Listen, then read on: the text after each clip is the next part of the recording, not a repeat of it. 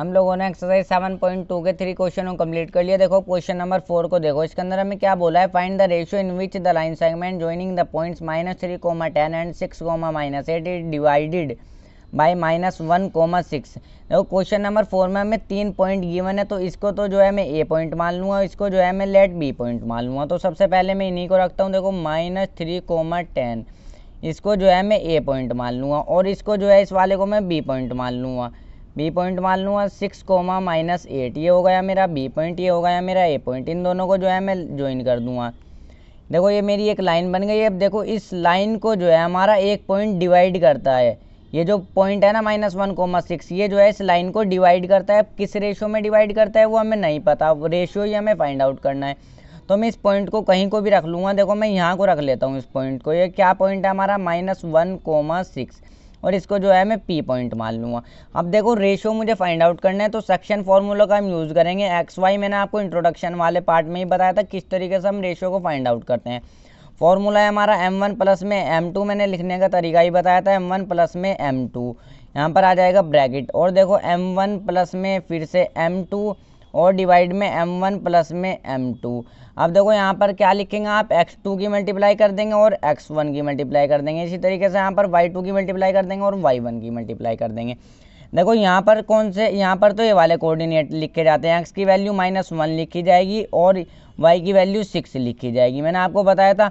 अब ये वाली वैल्यू होती है हमारी x की, ये वाली वैल्यू होती है y की। अब जब हमें रेशो निकालना हो, या तो देखो x को मैंने आपको बताया था इसके इक्वल रख लो, x को इसके इक्वल रख लो, या फिर y को जो है इसके इक्वल रख लो।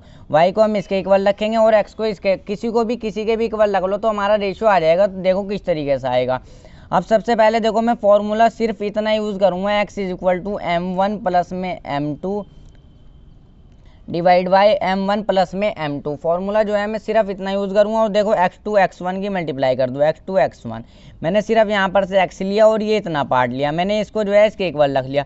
अब देखो वैल्यूज़ को रखो, x की वैल्यू -1, यहाँ पर हम रखेंगे ये वाला, x की वैल्यू -1 = M1 की वैल्यू हमें निकालना है। देखो M1 और M2 ही जो है होता है हमारा वो रेशो होता है, ये होता है हमारा M1, ये होता है हमारा M2। तो देखो यहाँ पर x2 की वैल्यू क्या है, अब मैं आपको ये भी बता दूँ, ये x1 हमारा, ये y1, और ये हमारा x2, ये हमारा y2। अब देखो x2 की वैल्यू क्या है मेरी 6 है, तो यहाँ पर M1 की मल्टीप्लाई कर देंगे हम 6 में, प्लस में ब्रैकेट में लिखा है यानी मल्टीप्लाई में है। M2 की वैल्यू नहीं पता, x1 की वैल्यू है मेरी -3, देखो x1 की वैल्यू -3 है। M1 प्लस में M2 की वैल्यू मुझे नहीं पता। अब देखो इसके नीचे 1 रख लो, ये जो है क्रॉस मल्टीप्लाई हो जाएगा हमारा। अब देखो यहाँ पर इसको जो है किस तरीके से करेंगे, M1 की मल्टीप्लाई करो, देखो -1 में, तो -1 में करोगे तो पहले मैं लिख ही लेता हूँ इसको। देखो -1 M1 प्लस में M2, इस तरीके से आप लिख लो। नेक्स्ट स्टेप में करते हैं। देखो इसकी 6 की मल्टीप्लाई करो M1 में, तो 6M1 हो जाएगा ये। अब देखो -3 की मल्टीप्लाई करो M2 में, तो -3M2 हो जाएगा। अब देखो अब मल्टीप्लाई कर देता हूँ मैं, -1 की मल्टीप्लाई M1 में, तो -M1। इसी तरीके से देखो ये है M2, -1 की मल्टीप्लाई प्लस के M2 में, तो ये भी -M2 = 6M1 और -3M2। अब देखो -M1, इस M1 को भी मैं इधर ले आऊँगा, ये -6M1 मेरा हो जाएगा = अब देखो ये -3M2 है हमारा, इस M2 को मैं इधर ले आऊँगा, ये हमारा बन जाएगा +M2। अब देखो यहाँ पर देखो ये माइनस माइनस हो जाएगा हमारा प्लस, ये जो है 1M1 लिखेंगे हम इसको, -1M1, चाहे ऐसे भी लिखो। देखो -M1 और -6M1, तो ये ऐड हो जाएगा, -7M1 जो है ये हमारा हो जाएगा, और = माइनस प्लस माइनस हो जाएगा, मगर माइनस की वैल्यू आएगी क्योंकि मैंने माइनस वाली वैल्यू बड़ी है। देखो 3M2 में से जो है 1M2 को माइनस कर दो, तो क्या आ जाएगा 2M2। अब देखो माइनस से माइनस ये जो है कट जाएगा। अब यहाँ पर लिखो 7M1 = 2M2।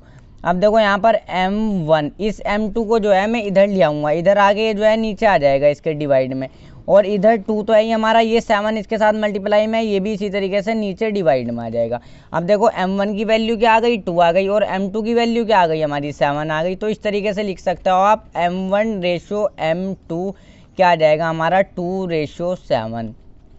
इसको जो है यहाँ पर से सही से करके लिख लेना, यही जो है हमारा आंसर आ जाएगा, 2:7 जो है हमारा इसका आंसर हो